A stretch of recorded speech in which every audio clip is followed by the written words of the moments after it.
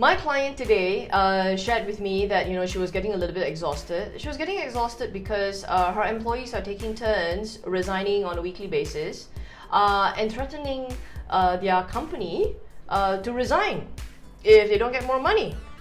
And so that is a very, very major challenge, and it was getting very, very exhausting because she had to firefight that on almost a weekly basis.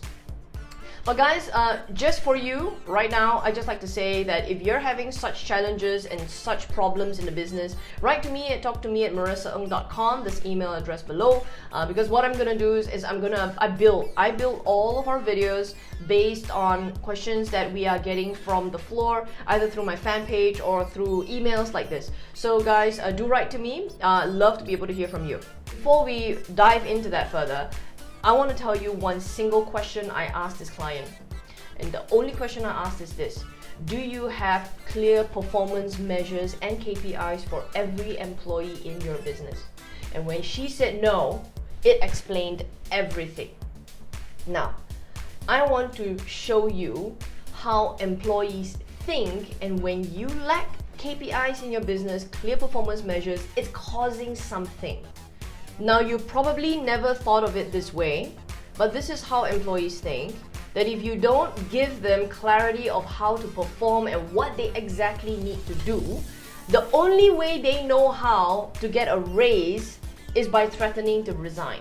That's the only way they know how. Now, is it something that we cause? In a way, yes. Because if we don't give them clear performance measures, they're doing a few things. They're doing all of these things for a few reasons. Number one, they question if their value is being noticed. Now, if you don't have KPIs for me, you don't have performance measures, and I do my job every day, I do the same thing every day, I wonder if I'm getting noticed. I'm wondering if the bosses are even looking at me. Number two, they are again, of course, wondering how they're ever gonna make more money if you're not gonna notice what they do. And number three, that's a great way to be able to get your attention. Now, they did get your attention because when they resign and they want to leave, what do? You drop everything that you're doing and then you go have a chat with them and say, oh, why do you want to go around? Well, I've got your attention, all right. But you see, are all those really necessary? Is it necessary for them to pull all these kinds of stunts in order for them to be able to get your attention? Now, let me just say one thing. Your superstar performers, people that love to perform, they are doing great, they are fast workers, they are initiative, they are proactive. Let me say something, they love KPIs, they love having performance measures. Why? Because a performance measure allows a review, it allows a yardstick, it allows me to know how best I do and get my boss to give me feedback on how well I'm doing. So the superstar performers love it. But what I want to also say is this: if you're one of those companies that are watching this video and you're going, oh gosh, I don't have my KPIs in place for everyone, or I don't even have any at all, if at all, and you start implementing some performance measures, you might find, and this has happened to some of our clients, some of the team members will leave.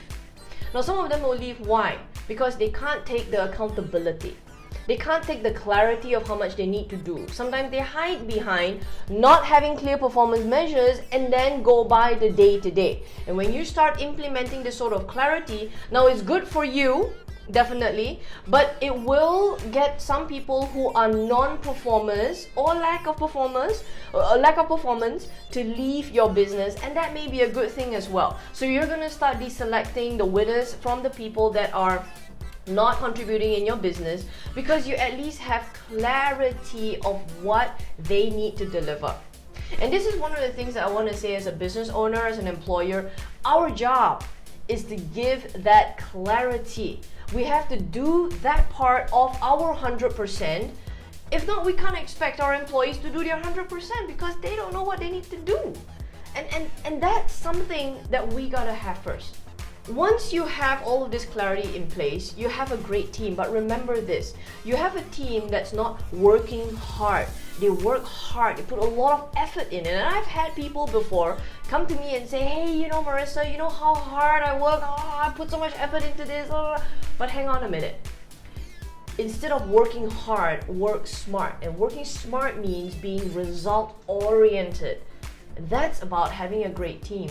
Because having a great team also means that you have a great business and a great life. Because being in business is about having more life.